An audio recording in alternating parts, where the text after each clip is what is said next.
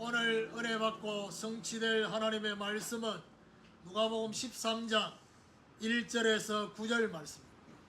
누가복음 13장 1절에서 9절 말씀 제가 한 절 읽고 여러분 한 절 읽고 교독하겠습니다. 그때 마침 두 사람이 와서 빌라도가 어떤 갈릴리 사람들의 피를 그들의 제물에 섞은 일로 예수께 아뢰니 대답하여 이르시되 너희는 이 갈릴리 사람들이 이같이 해받은 다른 모든 갈릴리 사람보다 죄가 더 있는 줄 아느냐. 너희에게 이르노니 아니라 너희도 만일 회개하지 아니하면 다 이와 같이 망하리라.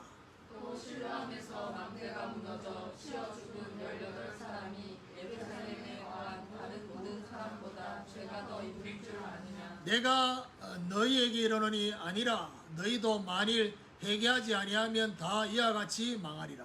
이에 비유로 말씀하시되 한 사람이 포도원에 무화과 나무를 심은 것이 있더니 와서 그 열매를 구하였으나 얻지 못한지라. 포도원 지기에게 이르되 내가 3년을 와서 이 무화과 나무에서 열매를 구하되 얻지 못하니 찍어버리라.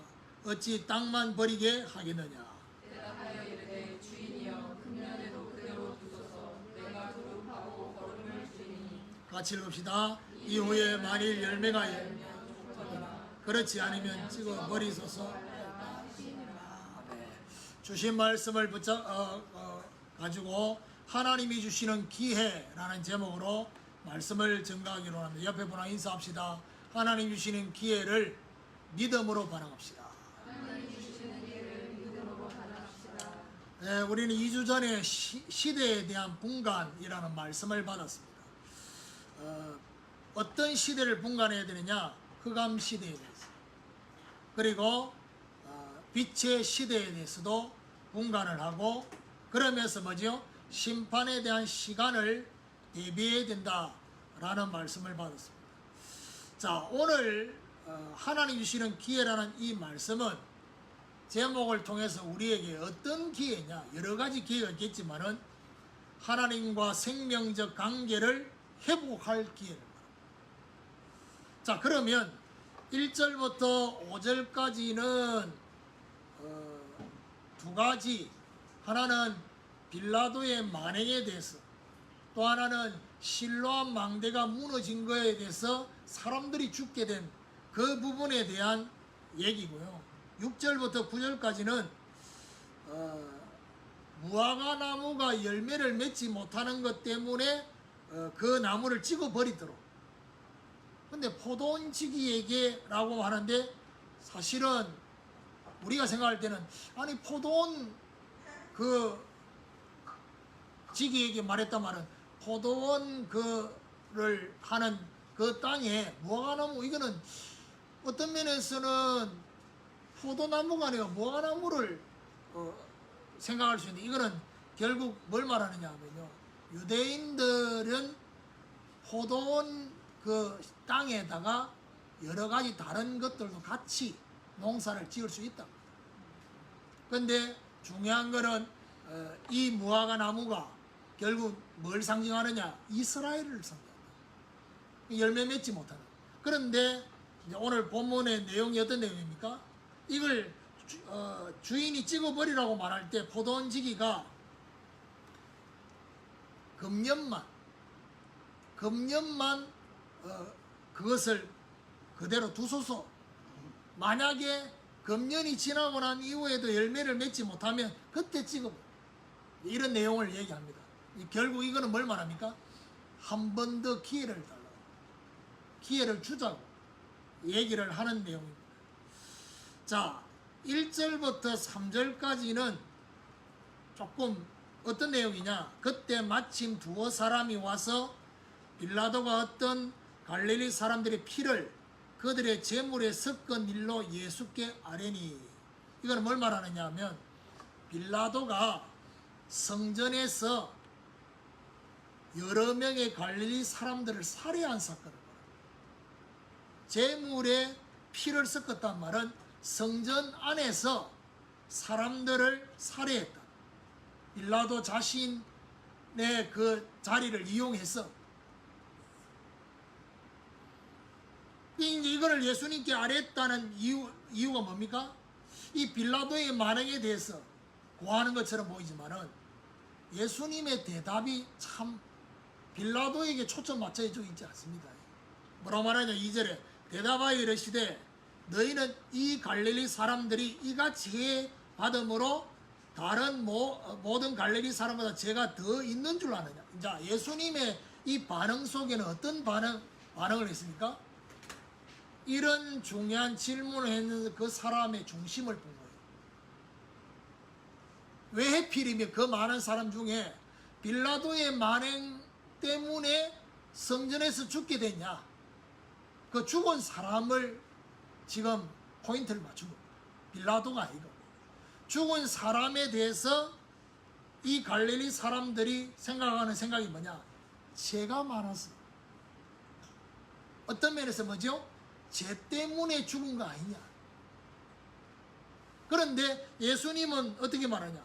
너희들이 이 죽은 갈릴리 사람 죽은 이것에 대해서 똑같은 얘기를 자신의 죄 때문에 자신의 죄로 인해서 그렇게 되었다라고 생각하는 그런 내용을 말합니다.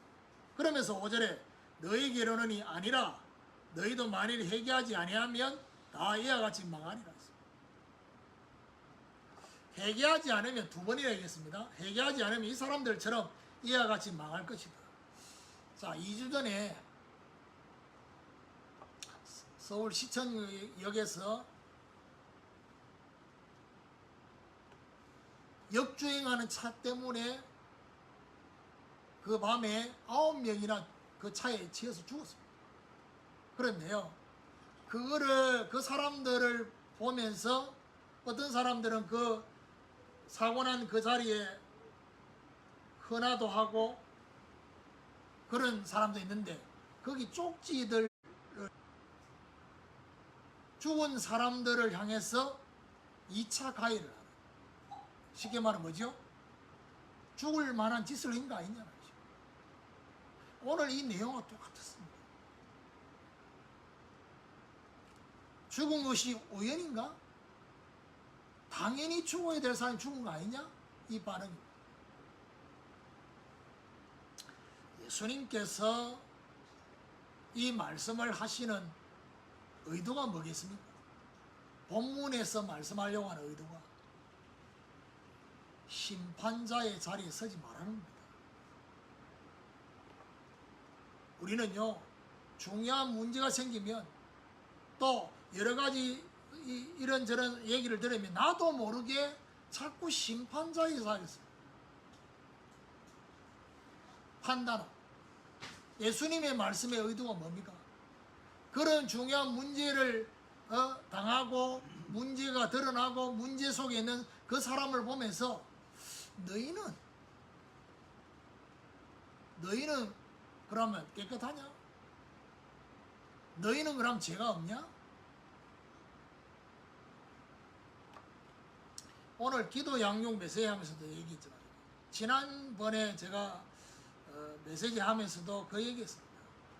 사람들이요, 의외로 죄에 대한 생각이 전부 다 어디에 묶여있냐? 윤리적인 것에 묶여있습니다.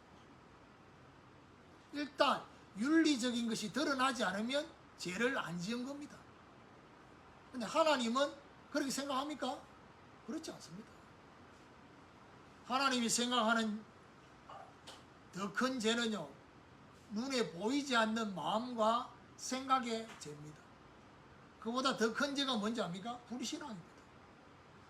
불신앙하고 있는 것에 대해서 죄라고 생각 안 합니다. 영적인 배경과 상태가 지금 죄 가운데 있는데 그 부분에 대해서는 아주 생각조차도 안 합니다. 그래서 지금 세상 사람들이나 교회 사람들이나 일단 들키지 않으면 죄가 아닌 거예요. 죄인이 아닌 거예요. 그러면 들킨 그것만 죄입니까? 그러면 성경은 우리를 향해서 뭐라고 얘기합니까?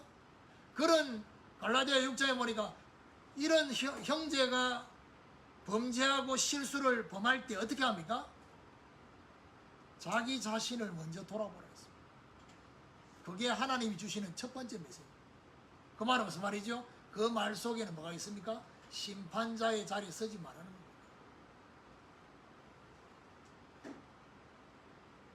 그러니까요.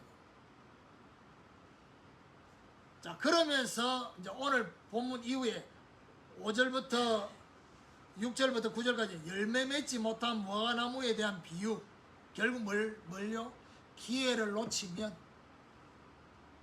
찍어버리겠다는 것입니다. 자, 이게 오늘 본문의 내용입니다. 이해가 되겠죠? 자, 그렇다면 하나님이 우리에게 많은 것들의 기회를 주시는데 오늘 본문을 가지고 하나님이 우리에게 어떤 기회를 지금 주고 계시느냐, 그 부분에 대한 세 가지 말씀을 드리려고. 첫 번째로 복음에 반응할 기회. 복음에 반응할 기회라는 이 말씀 속에는 가장 먼저 뭔 생각을 해야 되느냐, 원래 인간을 창조하신 목적. 인간을 왜 창조했습니까? 인간의 제일 된 목적이 뭡니까? 하나님을 영화롭게 하고 영원토록 그를 즐거워하도록 하기 위해서 인간을 만들어 놨는데, 창세기 3장 에덴 동산의 선악과 사건은 어떤 결과입니까? 타락한 인간입니다. 여러분, 타락한 인간의 선악과를 먹은 것은 결과입니다. 어떤 마음이 들어왔습니까? 가장 중요한 것은 이거 먹으면 너희 눈이 밝아져서 하나님처럼 된다는 것입니다. 자신이 하나님이 되겠다는 생각. 우리는 타락한 아담의 후손입니다. 아담 하와가 자신이 하나님이 되겠다고 하면서 선악을 따먹었던 것처럼 아담의 후손인 저와 여러분은 지금 어떤 상태로 대부분 살아가고 있느냐? 자신이 주인이 되었습니다. 자기를 위해서 살고 있습니다. 그래서 왜 하나님이 저와 여러분에게 복음을 줄 수밖에 없냐? 로마서 3장 23절에 모든 사람이 죄를 범하였음에 하나님의 영광에 이를 수 없다 했습니다. 무슨 말입니까? 하나님 앞에서 심판받을 죄인이다. 하나님의 영광에 이를 수 없는 상태, 이걸 보고 말하죠. 사망에 이르게 되는 죄. 그래서 하나님은 저와 여러분에게 이 중요한 죄 문제를 해결해 주시려고 대속자 되시는 그리스도를 보내시겠다. 구약의 양을 잡고 피를 뿌리고 그렇게 했습니다. 예수님이 제자들에게 하신 말씀이 마가복음 10장 45절에 인자가 온 것은 섬김을 받으러 온 것이 아니라 많은 사람을 위해서 대속물로 주려 하십니다. 우리를 대신하여 속죄하기 위해서 죽으셨다. 자, 여러분, 복음에 반응을 할 기회 속에 그럼 어떤 반응을 해야 됩니까? 복음에 대한. 이게 중요합니다. 사실은 복음에 대한 메시지를 내가 들었습니다. 그러나 그 복음에 대한 메시지를 듣고 저와 여러분이 가장 먼저 반응돼야 될 반응은 믿음이 아닙니다. 그 복음을 붙잡는 게 아닙니다. 그 전부 다 사실은 뭐죠? 내 자신을 위한, 복음을 복음으로 받지 못하는 그 이유가 바로 뭐죠? 여전히 원래 인간이 만들어진 목적을 잃어버린 상태에서 복음을 붙잡고, 가장 중요한 반응이 뭔지 압니까? 내가 하나님 앞에 죄인이라는 사실을 인정하는 것입니다. 이 부분이 가장 중요합니다. 우리가요, 복음 속에 들어오고 교회와 신앙생활 속에 들어오면요, 제일 둔감해지는 게 뭐냐? 그리스도께서 해결하셨어요. 그래서 제가 얘기하잖아요. 우리가 하나님 앞에 예배드리러 나올 때 가스펠성에 보혈을 지나 하나님, 보혈을 지나 아버지. 그 말은 무슨 말이죠? 예배드리러 나올 때는 어떤 심령으로 나와야 되느냐? 죄인의 심령으로 나와야 돼요. 한 주간도 하나님의 도움 없이는, 하나님의 은혜 없이는 살 수 없는 심령, 그게 죄인입니다. 그런데요, 교회를 오래 다니고 신앙생활을 오래 하면요, 이 심령이 없어져 버립니다. 죄인의 심령이 아니라 의인의 심령으로. 그럼 예배 드리면서 말씀 왜 됐냐? 참고하고. 말은 그래 합니다. 한 주간 동안 말씀 보자고 승리하기 위해서. 바울이 이래 말합니다. 내가 원하는 선은 행치 않고 원치 않는 악을 행한다. 오라 나는 공고한 사람. 누가 이 사망의 법에서 나를 건져낼 것이냐? 이 고백을 했어요. 그건 뭐죠? 하나님 앞에 자기 자신이 정말 희망이 없다는 사실을 고백인 거죠. 이 중요한 죄인임을 인정하는 고백 때문에 바울에게는 뭐가 찾아왔느냐? 그리스도에 대한 감격이 찾아온 것입니다. 그래서 로마서 8장에 말해요. 그러므로 그리스도 예수 안에 있는 자에게 결코 정죄함이 없나니 이는 예수 그리스도 안에 있는 생명의 성령의 법이 죄와 사망의 법에서 너를 해방하였습니다. 그냥 단순히 죄 문제를 해결하기 위해서 그리스도가 십자가 지시고 부활하셨다, 이게 아니다 이 말이에요. 우리가 하나님 앞에 내 스스로 제 문제를 해결할 수 없다는 사실을, 그래서 하나님의 은혜로 우리에게 주신 그 비밀이 바로 그리스도라는 거죠. 그래서 첫 번째 기회가 뭐죠? 복음에 반응할 기회입니다. 일단 이 자리에 앉은 저와 여러분은 이 복음에 반응할 기회를 붙잡고 이 자리에 예배드리고 있습니다. 그렇죠. 구원받았으니까. 구원받지 못한 사람에게는 복음에 반응할 기회가 지금 주어지고 있습니다. 여러 가지. 예를 들면 시청역 사건을 들으면서요, 저는 어떤 면에서는 그런 일이 있구나 이렇게 둔감했어요. 그런데 가까운 사람들 속에서 제가 이야기를 듣고 난 뒤에 제 생각이, 마음이 달라졌어요.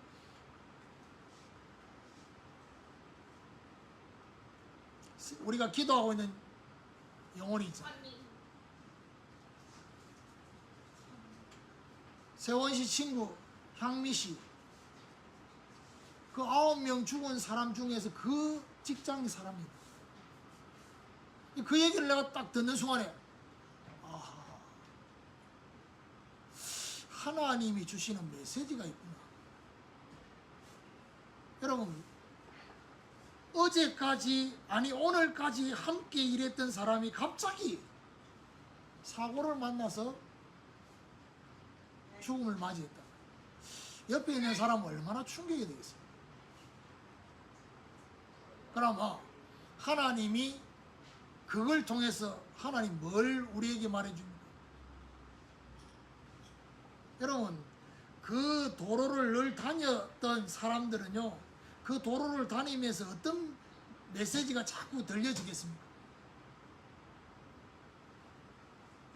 심지어 우리 샤론이도 거기 자주 가고, 그래가 친구가, 되고 있는 친구 전화, 카톡 와가지고 괜찮냐라고. 거기서 주는 메시지는 우리도 한순간 이렇게 될 수 있다는 얘기잖아요. 그 현장에 직접 다니고 있는 사람은 더 중요해요. 그러면 결국 뭐지요? 하나님 앞에 하나님이 이런저런 모양으로 각자를 향해서 계속해서 사인을 주고 기회를 주는데 거기 내가 반응하지 않으면 이겁니까? 복음에 반응하지. 그러면 똑같이 그런 결과들이 온다는 얘기입니다. 뭐 그런 사고를 만난다 이 말은 아닙니다. 그렇지만 결국 그 기회를 놓치면. 두 번째입니다. 오늘 저와 여러분이 하나님과의 생명적 관계를 회복하기 위해서 두 번째 하나님이 우리에게 주시는 기회가 뭐냐? 말씀에 반응할 기회입니다. 하나님의 말씀에는 두 가지 방식이 우리에게 주어집니다. 하나는 뭐죠? 약속입니다. 또 하나는 뭐죠? 명령입니다. 성경은 약속과 명령으로 주어집니다. 그런데 이 약속과 명령에는 하나님의 요구가 있습니다. 약속에 대해서는 뭐죠? 믿음을. 명령에 대해서는 뭐죠? 순종을. 자, 그렇다면 우리가 매주 주시는 강단 메시지도 있지만은 우리 인생을 통해서 우리가 쉽게 하나씩 생각할 수 있는 게 뭐죠? 환경 속에 주시는 말씀이 있어요. 그리고 현실 속에 주시는 말씀이 있어요. 미래 속에 주시는 하나님의 말씀이 있는데 그거를 가장 잘 적용할 수 있는 게 바로 뭐냐? 광야의 이스라엘 백성들에게 주신 말씀. 환경 속에 주신 말씀이 뭐냐? 대표적으로요, 홍해입니다. 그런데 반응을 보세요. 모세를 제외한 대부분의 이스라엘 백성들의 반응은 뭐라고 말하냐? 우리에게 매장지가 없어서 이를 홍해로 인도합니다. 그런데 모세는 뭐라고 말합니까? 여호와께서 행하실 것이고 여호와께서 싸우실 거니까 가만히 있으라 했어요. 이 환경 속에. 왜요? 이 홍해가 끝이 아닙니다. 반드시 가나안을 향해서 건너가야 할 강이다. 그게 환경을 통해서 우리가 말씀 앞에 반응해야 될 거예요. 제가 신앙 캠프 한번 얘기했잖아요. 이 홍해 가운데로 인도하실 때 가장 중요한 시작이 뭐라고요? 이 홍해로 인도하시는 분이 하나님이 맞냐는 겁니다. 맞다면 이 홍해는 죽을 환경이 아니에요. 건너가야 되는 거예요. 그리고 현실 속에 주신 말씀이 뭐냐? 출애굽기 17장에 물이 없어서 하나님을 시험했던 너비님. 여러분, 대부분의 이스라엘 백성들의 반응은요, 현실 속에 원망하고 시험하고. 누구요? 사람을 원망하고 하나님 원망하고 하나님을 향해서 하나님 시험했다 했어요. 그런데 모세는 어떻게 했습니까? 그 현실에서 빠져나왔습니다. 어디로 올라갔습니까? 산꼭대기로 올라갔습니다. 산꼭대기에 올라가서 하나님 앞에 두 손을 들었습니다. 기도를. 산꼭대기에 기도. 올라가서 기도하는 그 중요한 현장에서 밑을 봤습니다. 그 싸움을 봤습니다. 그렇습니다. 현실에서 빠져나오라는 얘기입니다. 현실 속에 있으면 정확한 해석을 못해요. 산꼭대기로 올라가야 돼요. 하나님의 눈으로 이 현실을 바라보면 어떻게 됩니까? 여호와 니시의 깃발을 보는 것입니다. 하나님의 승리를. 미래에 대한 미래 속에 주신 말씀이 뭐냐? 12정탐꾼. 가나안을 들어가야 되는데 정탐을 40일을 하라고 보냈더니 10명의 정탐꾼이 한 말입니다. 그게 뭡니까? 우리는 그들에 비하면 메뚜기 같다. 그래서 뭐라고 말하죠? 들어가면 안 된다. 메뚜기의 포기. 그런데 여호수아 갈렙은 뭐라고 말합니까? 여호와께서 우리와 함께 하시면 그들은 우리의 뭐요? 밥이라고 했어요. 반드시 정복하는 거죠. 그러면 자, 말씀에 내가 반응할 기회가 저와 여러분이 주어졌다라고 했을 때는 말씀 앞에 어떤 반응을 해야 돼요? 제일 중요한 반응, 믿음의 반응을 해야 되지만은 내가 이 말씀을 받기 전까지의 내 상태가 불신앙이었다는 사실을 인정해야 되는 거죠. 그리고 난 뒤에 어떻게 해요? 언약궤를 따라가는 것입니다. 한 번도 가보지 못한 그 길이라도 믿음으로 언약궤를 따라가면 어떻게 됩니까? 요단을 걷는 거죠.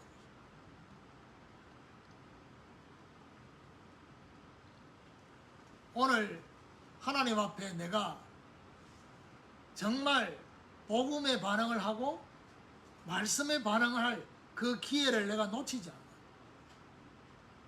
여러분, 하나님이 성령으로 우리를 인도하실 때 인격적입니다. 인격적이기 때문에 뭔가 기회를 주시려고 사건도 만드시고 그리고 여러 가지 환경도 만드시고 합니다. 그런데 중요한 것은 사건 따라서 환경 따라서 내가 반응하는 게 아닙니다. 그 속에 주시는 하나님의 말씀에 내가 어떤 반응을 하는 거죠. 세 번째입니다. 성령 감동에 반응할 기회입니다. 성령의 감동은요, 여러 가지 방식으로 옵니다. 예배를 통해서, 기도 속에서, 만남과 환경과 사건을 통해서 성령의 감동이 저와 여러분이 주어집니다. 그런데 대부분의 성령의 감동은 두 가지로 구분됩니다. 하나는 하지 말아야 될 감동입니다. 하지 마라. 쉽게 얘기하면 브레이크를 거는 거죠. 또 한 가지는 뭐죠? 해야 될 것에 대한 감동이죠. 하라고. 근데요, 이 성령의 감동에 반응을 하지 못하면 어떻게 됩니까? 하지 마라 가는 거는 하고 하라 가는 거는 안 하고. 성경에 보니까 뭐라고 말합니까? 에베소 4장 30절에 성령을 근심케 하지 말라. 습관에 대한 얘기하면서 죄의 애구습에 대한 얘기를 하면서 마귀 틈을 타지 못하도록 뭐 얘기를 하면서 마지막에 뭐라고 말합니까? 성령을 근심케 하지 말라. 무슨 말이죠? 하지 말 것. 데살로니가전서 5장 19절에 뭐라고 말합니까? 성령을 소멸하지 말라. 그 말은 무슨 말입니까? 성령께서 저와 여러분이 하기를 원하시는 요구가 있습니다. 거기에 내가 순종하지 않으면 감동이 소멸됩니다. 저와 여러분 안에서 육체의 소욕과 성령의 소욕이 싸울 겁니다. 갈라디아 5장에 보니까 이 두 가지 소욕이 싸울 때 과연 어느 쪽으로 따라갈 거냐는 것입니다. 자신의 이익 중심으로 갈 거냐? 아니면 하나님이 정말 우리에게 요구하시는 그 부분에 대한 순종으로 희생과 헌신 쪽으로 갈 거냐? 그리고 성령의 감동에 반응하는 여기에 중요한 게 뭡니까? 누구를 위하여 심을 것입니다. 갈라디아 6장 7절 8절에 자기의 육체를 위해 심을 거냐, 성령을 위하여 심을 거냐, 갈라집니다. 자, 예를 들면 이런 겁니다. 여러분 주변에 지난 주간에 여러 가지 여러분에게 충격이 될 수 있고 여러 가지 이런 것 될 수 있는 것들이 여러분 들려졌어요. 자, 제일 먼저 여러분 안에서 반응하는 것은 일단 여러분 안에 들어와 있는 게 반응합니다. 근데 그 반응을 계속 유지하지 말고 오늘 메시지 통해서 바꿔야 됩니다. 근데 중요한 건 뭐냐? 그게 결국 뭘로 이어지느냐? 선택과 결정으로 이어지거든요. 근데요, 선택과 결정을 할 때는 반드시 여러 가지가 복합이 돼서 결정합니다. 그러면 여러분이 선택하고 결정할 때, 복합이 돼서 선택하고 결정할 때 한번 보세요. 사람들을 이렇게 보면요, 어떤 생각이 드느냐 하면요, 내 안에 드는 여러 가지 생각들, 정말 하나님 앞에 이게 진짜 바른 건지 제대로 인도받는 것이 맞는지 이것보다도 많은 사람들이요, 다른 사람이 나를 어떻게 볼 것이냐, 다른 사람이 이걸 어떻게 볼 것이냐, 내가 그 부분 문제의 현장에 내가 있는 것 때문에 다른 사람이 나를 어떻게 볼 것이냐, 이게 너무 큰 겁니다.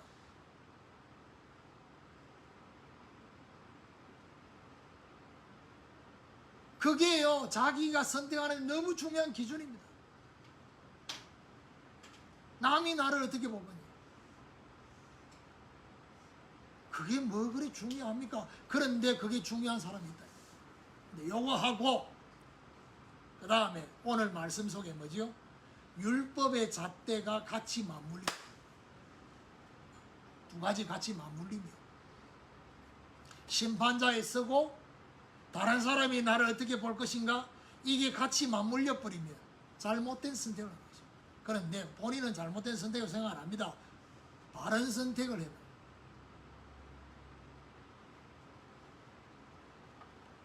그래서 중요한, 제가 뭐 일일이 지금 구체적으로 다 얘기를 하지 못합니다. 그런데 그걸 어떻게 볼 거냐는 겁니다. 그리고 더 중요한 거, 하나님은 이거 어떻게 보고 계시느냐. 함께하는 제자교회 강단이 여러분 너무 머리가 번쩍번쩍 서는 제목 아닙니까? 지금 시대에 대한 분간, 하나님 주신 기회, 지금요 한국과 세계교회의 중요한 문제들 앞에 하나님 지금 기회를 주고 있는데, 어떤 기회예요? 회개할 기회를 주고 있는데 회개할 거냐는 겁니다. 회개 안 하면 결국 하나님 손 댄다는 얘기예요. 그러면 그렇게 회개하지 않는 그 사람들 보면서 우리는 그들을 향해 정죄만 하고 있을 거냐, 아니면 거기 피할 거냐, 하나님 우리에게 주시는 메시지는 뭐냐는 것이 생각을 잘 해야 됩니다. 그러면 결국 성령의 감동에 반응할 기회 속에 여러분 뭐를 발견하고 인정해야 되는 줄 압니까? 왜 성령의 감동에 순종하지 못하는 줄 압니까? 결국 내 동기가 제일 우선이 되어 있어요.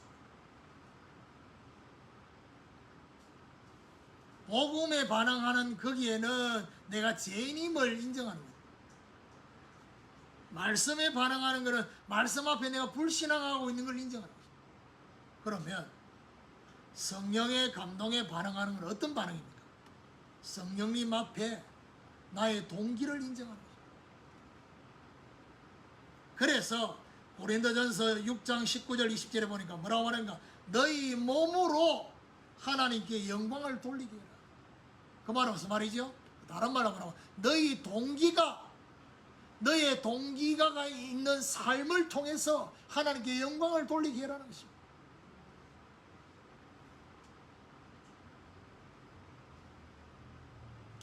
결론적으로 하나님 주시는 기회라는 이 말씀을 오늘 메시지 안에서도 적용했지만 결론에서 어떤 적용을 좀 해야 되느냐.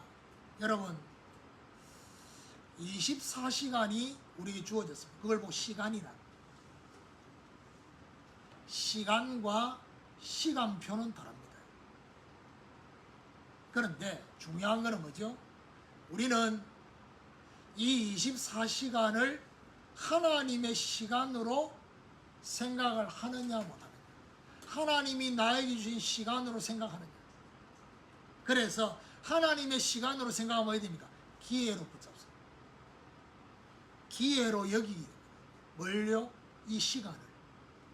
그럼 뭐 해야 됩니까? 이 시간을 하나님이 주신 기회로 여기는 사람에게는 어떤 결과가 오느냐? 하나님의 시간표 속에 있게 되는 것입니다. 그 얘기를 하고 싶은 겁니다. 보세요. 하나님이 정말 바깥에 일어나고 있는 그런 문제를 보면서 하나님이 나에게 다음을 준비하고 다음 시간표를 준비하고 뭔가를 대비하고 그렇게 하라고 하나님이 감동을 주시는 그 감동에 내가 믿음으로 반응을 해서 그걸 기회로 잡아먹어야 되느냐? 하나님의 시간표 속에 기회로 잡기 위해서는 어떻게 해야 됩니까? 우연을 넘어서야 됩니다. 뭘로요? 필연으로. 그리고 절대로. 그래서 오늘 이 복음과 말씀과 이 성령의 감동에 대한 이 부분을 어떻게 마지막으로 적용해야 되느냐? 문제 해결의 복음에서. 잘 들으세요. 문제를 해결하는 복음에서 복음 속에서 원래의 것을 회복하는 것입니다. 이 복음을 내가 복음으로 붙잡는 가장 중요한 이유가 뭐냐? 원래의 것을 회복하려고 하기 위해서 복음을 붙잡는 것입니다. 내 문제를 해결하려고 하는 복음이 아니라.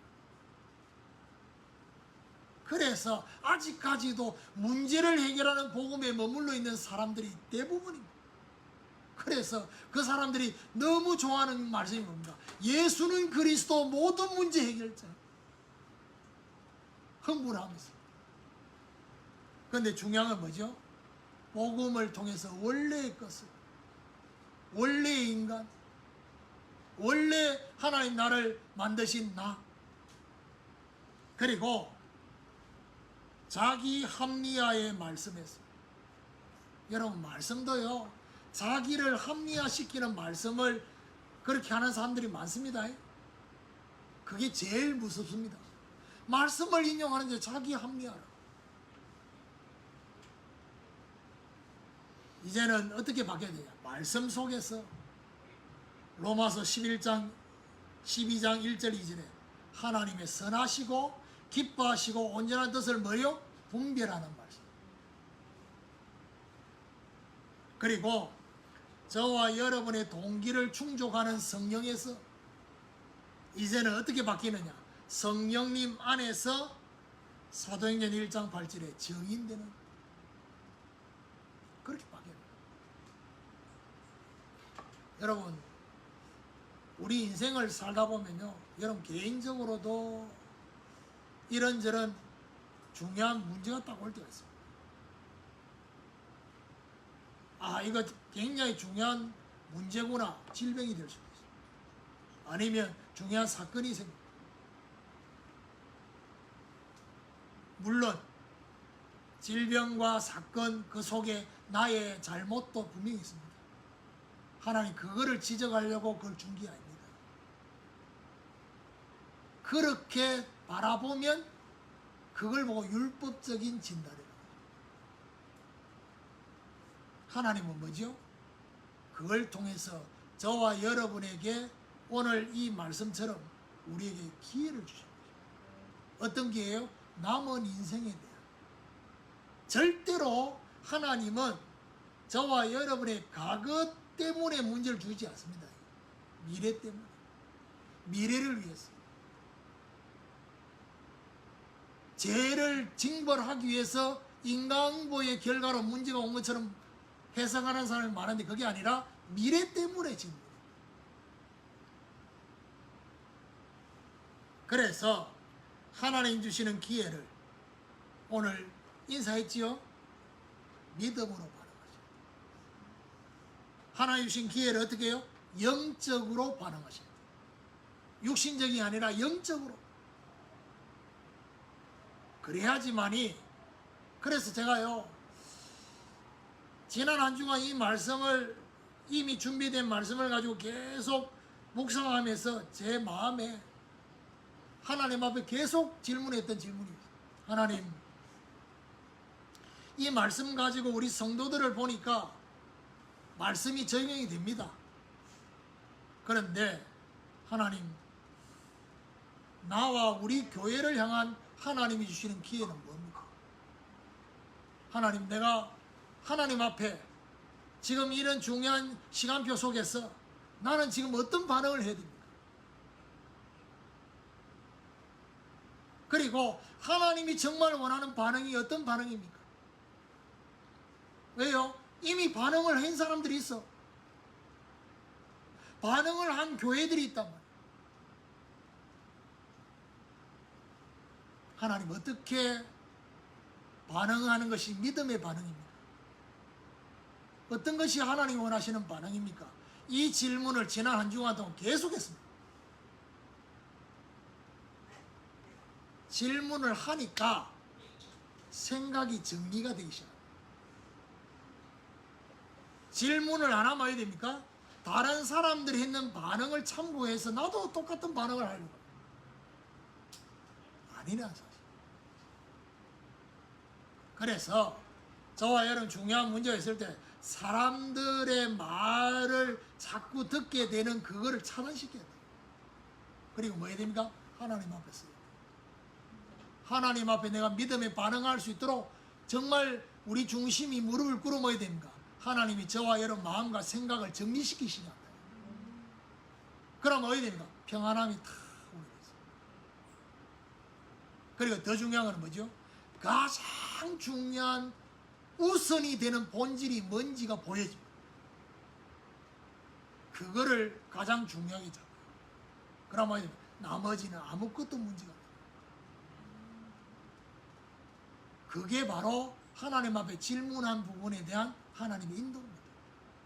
이런 중요한 응답이 저와 여러분이 있게 되기를 예수 그리스도 이름으로 축원합니다.